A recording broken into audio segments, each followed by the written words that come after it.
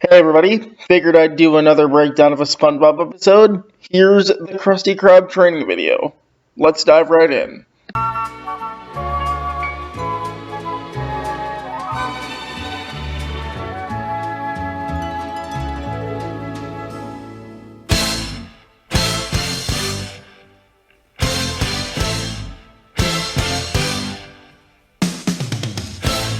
Welcome aboard. If you're watching this video, then let me be the first to say congratulations. You've recently been hired by the Krusty Krab restaurant, and this is your first official day of training. Can I make a Krabby Patty now? Oh no, you've got a lot to learn before you're ready to make a Krabby Patty. Clearly, as this example would demonstrate, someone with SpongeBob's level of enthusiasm and expertise in what it means to be part of the Krusty Krab would mean that anyone who is close to the level of competency as SpongeBob should be able to just make a Krabby Patty and show everyone else the skills he has. But common norms of bureaucracy in a capitalist system would not allow him to do that. He needs to go through this sort of bullshit first. Or whoever SpongeBob represents. This is talking to an unseen viewer, but you get the point. Someone like SpongeBob can make a Krabby Patty. The Krusty Krab won't let him just do that. As you can see by this graph, you are now employed by one of the most successful restaurants in Bikini Bottom, but it didn't get that way overnight, because the store closes at 6. No, the story of the Krusty Krab is a story of one man's hard work, perseverance, vision, determination, and sweat. But mostly his sweat. You can read that as saying the stress that only comes from having a lot of capital, or mostly comes from just having a lot of capital, doesn't involve a lot of hard work, vision, and determination. It just involves risk-taking with resources that one already has if they want any shot at being, quote-unquote, successful in this type of economy. It's just have it and be nervous about its investment, but not actually have any hard work, vision, determination, or labor. As you'll see, Mr. Krabs put very little labor into his vision. And again, as the video alludes to, it's mostly just his sweat, mostly just his empty stress. From humble beginnings. You may think Mr. Eugene H. Krabs, owner and founder of Krusty Krab, Inc., has always been the financial wizard he is today. And you're right. See, doesn't take a lot of effort if you already have a lot of capital. After the war, Krabs stayed secluded in a deep depression that seemed endless. But then his luck changed when he acquired a bankrupt retirement home. And with a few minor alterations, the Krusty Krab was born.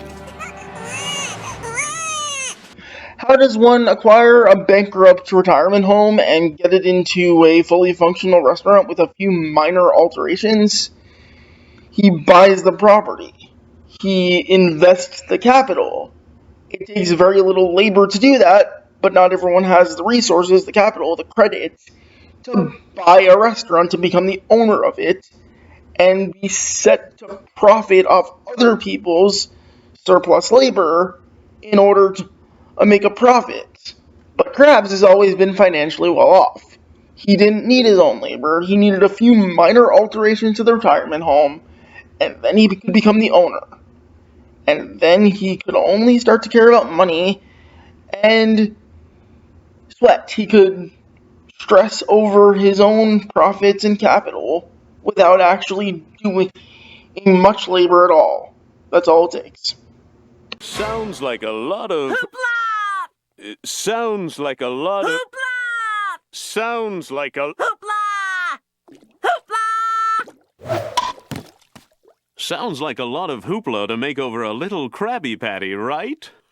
Wrong! Actually, HOOPLA guy's got a point. It's only a sandwich. It's like just a sandwich. You can make the sandwich, provide for people. It's not that big a deal. It's just a sandwich. The Krusty Krab today.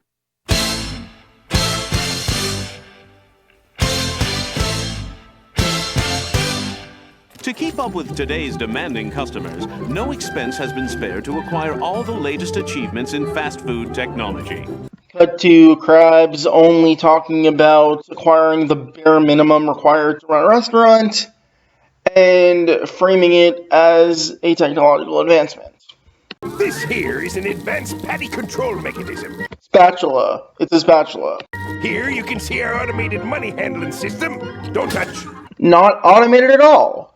Squidward has to handle it, despite never actually wanting to. These are your high-quality beverage temperature devices, imported. This here's a prototype liquid transfer machine. And most importantly, you get your state-of-the-art condiment dispersal units. Ice cubes, straws, spatulas, ketchup packets, they don't need to be special. But maybe in a capitalist market, that's all a restaurant can do to set itself apart. And in that sense, capitalism brings out desperation where it's not actually needed to run a society. All that needs to be done is that people can provide for one another and use things when they have a use for them. They don't need to be special. They can be improved upon, but you don't need to set yourself apart as I am better than this company providing the exact same service I might be providing because I need to be, because this is a market and I need to tear the other guy apart. All this needs to be is objects for use value. That's all it needs to be. Now, you gonna buy something or just stand there, because there's a standing fee? I know a standing fee is absurd, but it speaks to the fact that a capitalist needs to do anything they can to milk as much profit out of their workers and their customers as they can, even if it's wholly unnecessary. All that matters is that someone makes a profit. Whether a thing that someone charges for is useful or not, whether a product someone has is useful or not, whether a product someone has is something someone wants or not. All that matters is making a profit for the capitalist. In this case, Krabs, who, again, I cannot stress this enough, doesn't do any actual labor. All of this modernization seems a little overwhelming, doesn't it? Well, luckily for you, Mr. Krab's fear of robot overlords keeps the balance of technology in check. There's two sides to this. One reason a worker might fear a robot uprising is because he would be out of a job. One reason a capitalist might fear a robot uprising is because with the workers out of a job, they won't have the wages sufficient to buy the products to keep the economy going, and the economy would crash. Or, with enough time on their hands not having as much work, they might have enough time to educate themselves, develop a class consciousness, and realize the capitalist is a parasite. He might not know this on a conscious level, but keeping the worker busy and it's not necessary just for the sake of keeping their job going and exploiting them is a great way to keep capitalism going, despite how cruel it is. But if modernization is the heart of the Krusty Krab, then employees are the liver and gallbladder. Without employees, without workers, there is no business. So a more appropriate analogy would be that the workers are the blood, and management and ownership in a capitalist society is the mosquito, or the vampire, or the leech. or the tick. Anything that lives off something else. That's what a capitalist is to a worker. They don't actually provide the substance, but they take it. Let's see if you've got what it takes. Poised, confident, and a smile that says, "Hello, world, may I take your order?" You've got the makings of a good employee, Mr. Squarepants. But for every good employee, there's one who is not so good. Let's see.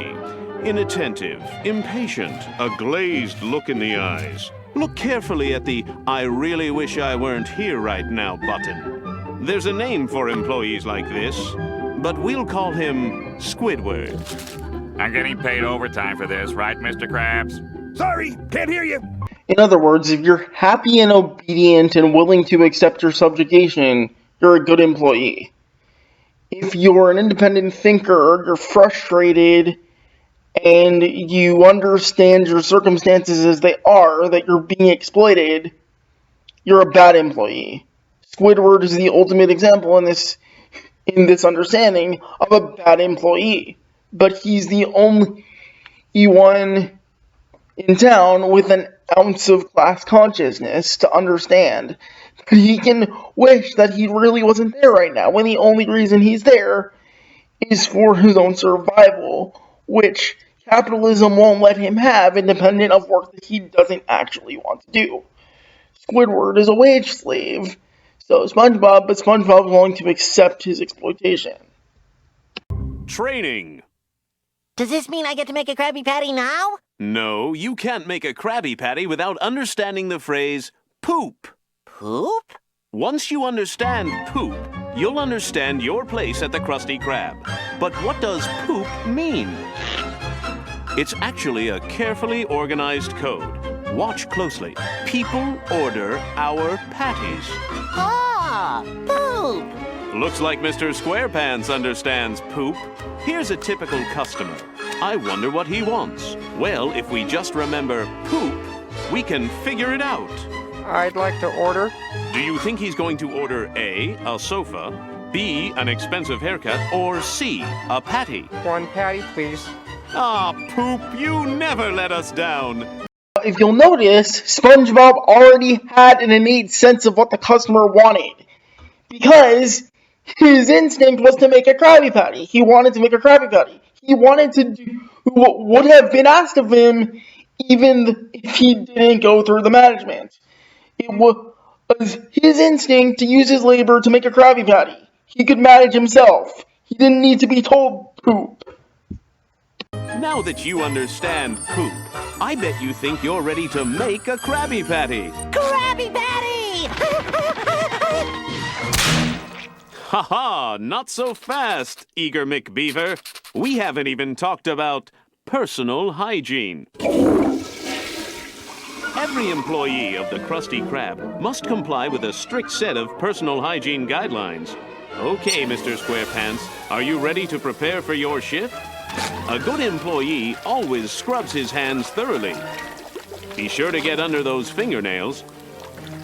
And don't forget about the knuckles. And make sure those palms are squeaky clean. All right, let's see those hands. Now that's thorough. After making sure your feet are polished, your face is clear of any blemishes or boils, and your hair is neat and tidy, you are ready to start the day. Now let's see how Squidward prepares for his shift. Remember, no employee wants to be a Squidward. Why not? Squidward probably just needed some sleep. Sleep is a perfectly reasonable thing to have before you start your day. And notice, he's already at work. He's already prepared for his day. He doesn't need much preparation. And why does SpongeBob's hair need to be neat and tidy and his shoes need to be polished? He's giving people food. He doesn't need to be fancy. People will serve food in their homes all the time, and they're not dressed formally, and their hair is not done. You could just wear what you want. Doesn't make any sense. But a capitalist society thrives on so-called professionalism, so it remains. Now that you're clean and hygienic, I'll bet you think you're ready to make that Krabby Patty. I'm ready. I'm ready. I'm ready. I'm ready. Whoa there! We still have a few more topics to cover first. Your workstation. It's important to keep your area tidy and free of droppings. But a clean workstation is only part of the job. To make the vision in your head a reality, you'll need supplies. And a good employee always keeps his supplies well organized.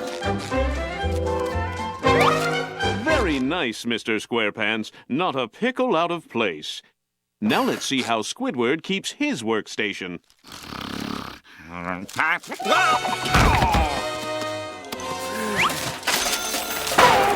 Don't worry, Squidward. Mr. Squarepants can cover for you. The lesson this seems to teach here is that it is incredibly important to keep up appearances and to understand that you have to look the part even if you don't competently do your job. Because as far as I can tell, Squidward has always done his job fine. He's been a cashier, he's never really slacked. I mean, he's been shown to not like his job, but he always does it. And just because his workstation, whatever that means, doesn't look tidy, doesn't mean he can't be a competent worker. I don't understand why SpongeBob and Squidward can't manage themselves. But Mr. Krabs is the person that makes the profits, so it's got to be up to his standards and the standards of the narrator in the training video, not the worker's own standards. Now that your workstation is up and running, perhaps you think you're ready to make the world-famous Krabby Patty. Calm down. There's plenty of time left. We have to make sure you're ready for the psychological aspect of the job. Interfacing with your boss. Mr. Krabs, can I have a raise? No. Good job, Mr. Squarepants. And there it is. The capitalist has every right to exploit you, even if you're performing well. He has every right to take your surplus value from you, because he's the boss. All it takes is interfacing with your boss is to ask him for a raise and have him refuse, and then continue being respectful, even if you deserve the raise. Can I make a Krabby Patty now? And now we move from behind the scenes to the front lines, where we'll examine the most important aspect of the industry, the customer. Or, as we like to say, the Krustomer. Who said that? Are you a ghost? Like precious, precious blood in an animal, customers are what keeps the Krusty Krab strong and alive. Squidward, your ceiling is talking to me. Are you gonna order something or just make friends with the paneling? I'll have an,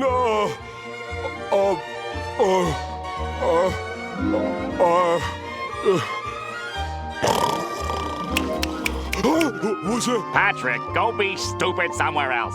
Squidward. Remember what Mr. Krabs says. The money is always right.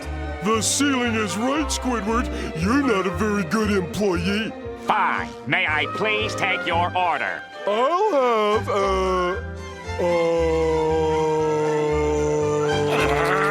We'll check in with these two later. Money is always right, apparently. Do whatever you can to make money for the boss, even if it damages your well-being in the process. Now, he is being a bit rude to Patrick, but he doesn't want to be there. He doesn't have the patience for it. But in order to survive in a capitalist society, he needs to be a wage worker. So he has no choice. It's understandable that with difficult to deal with customers, that a human being would get frustrated, or in this case, the animal stand-in of a human being would get frustrated, but the money is always right. squeeze whatever you can out of everybody to make money that goes directly into my pocket, even though you're the ones doing the work. Because the money is always right. I'm the boss, I'm the capitalist, I'm the exploiter, I have every right to profit off your labor. Right now, it's important that we discuss an emergency situation. Like the lost gold of Atlantis, many consider the Krabby Patty to be a treasure. And as with every treasure, there's a thief ready to steal it. So it's up to you to be the watchful eyes of... What's this? It's Mr. Krab's business rival, Plankton. Eat my microscopic dust crabs. Your secret formula is finally mine. He's stealing the formula. What are you going to do, Mr. Squarepants?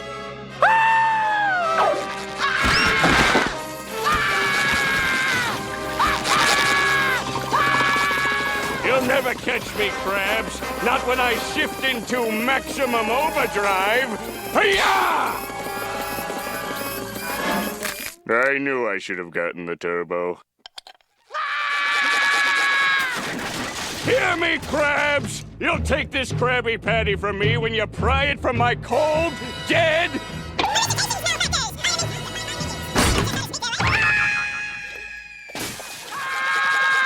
And so another emergency is avoided thanks to Mr. Squarepants. In a just world, there would be no business rivals. There would be no big guy or little guy. There would be no little guy that Mr. Krabs could just flick off his finger and make him disappear. There would be no mild nuisance to deal with. People could just use each other's labor in common. Food is food, and people need it, and people would get it in a just society. In a socialist society, labor would be held in common. There would be no proprietary laws because people are free to create, and the result of the creations would be free to use by the public. So, whatever food's good is sufficient for food that can feed the public. No business rivals, no secret formula because there's no patent law in a socialist society. There would just be the products of everyone's labor, free to use by everyone. I don't see a problem with this. In fact, the world might be a lot better place if Mr. Krabs and Plankton were able to work together. But in a capitalist society, cooperation is subordinate to competition. Shouldn't be the case. Let's check in on Squidward again. Psst. Squidward. Huh? Just remember, poop. Patrick, if I could make a suggestion, why don't you just order a Krabby Patty? Great idea, Squidward. One Krabby Patty, please. Is that for here or to go?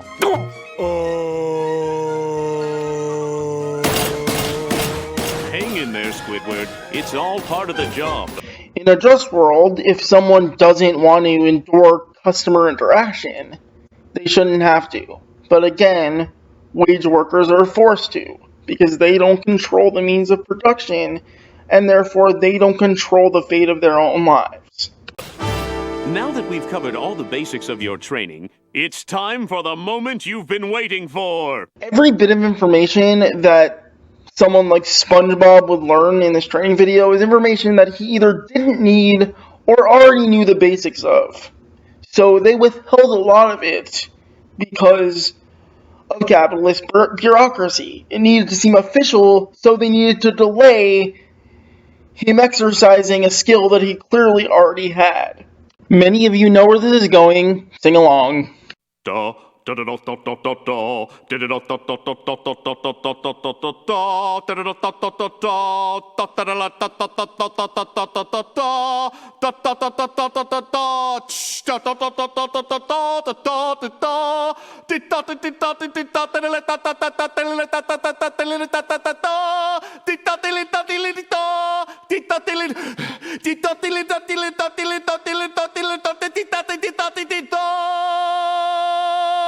Preparing the Krabby Patty! At the center of every great dynasty is the crown jewel, which keeps it alive and thriving. For the Krusty Krab, this is the Krabby Patty. It's just a fucking hamburger! They're everywhere! And now you, the humble employee off the street, the all-too-necessary human resource that keeps this business afloat. Finally, an acknowledgement. Doesn't stop Krabs from profiting off him, though.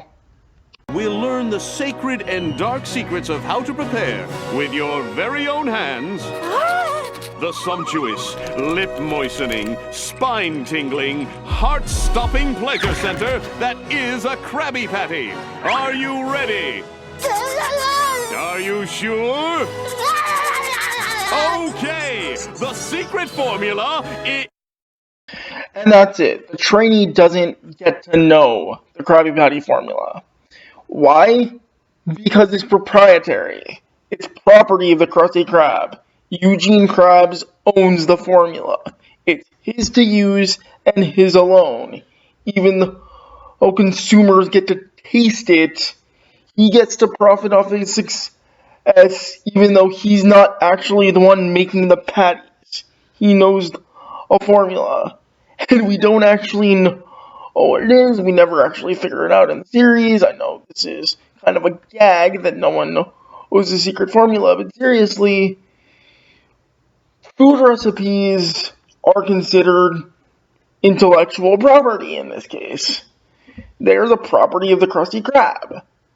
Even though they could be put to use everywhere, and in a cooperative environment, people could just make the best food possible. People could just make food according to their preferences, according to their needs, according to their wants, according to what everyone thinks is good, and the value of the product doesn't need to be going into the hands of one person.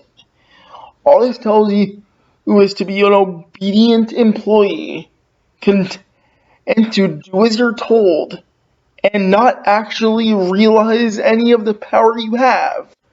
So long as you're obedient and thankful for the existence of a goddamn hamburger.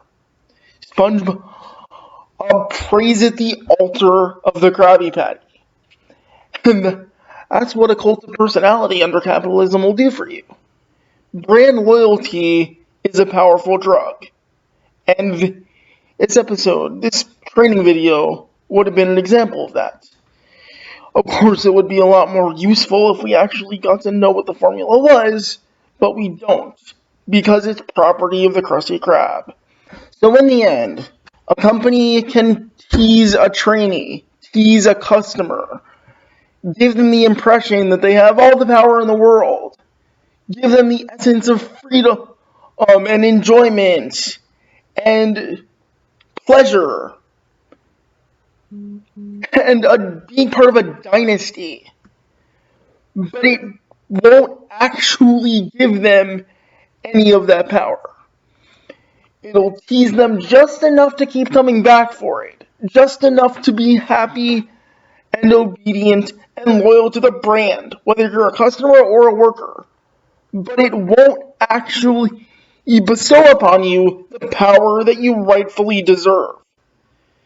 It'll just make you believe that you can look at it, but don't touch it. Don't use it. Don't participate with it. Capitalism will tell you, use the products of your labor that we control to your heart's content. But don't you ever think about taking control from us. This is our right. We manage it, we own it, and that's the way it's going to be. We will manage your labor. We will own your labor. We will profit off you. Don't you ever think about changing it. Of course, we have to do better than that. Thanks for watching, everybody. It's good to be back, and I'll see you all next time.